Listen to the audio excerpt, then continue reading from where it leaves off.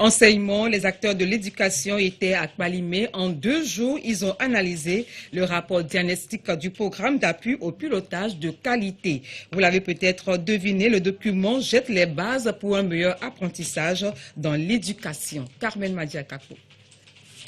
Le Togo veut reformer la qualité des apprentissages dans son système éducatif.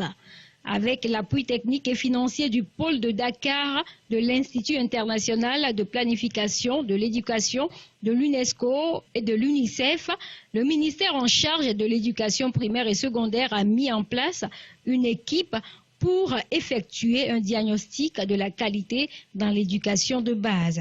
Les résultats de cette étude sont ici présentés aux acteurs à Kpalimé.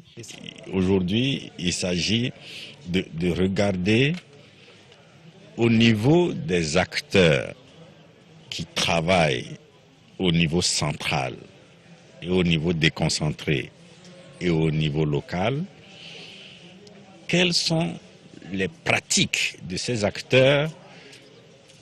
Est-ce que ces pratiques sont coordonnées pour répondre à un seul objectif, c'est celui de l'amélioration de la qualité des apprentissages? L'enquête a été réalisée dans 2 régions pédagogiques du Togo.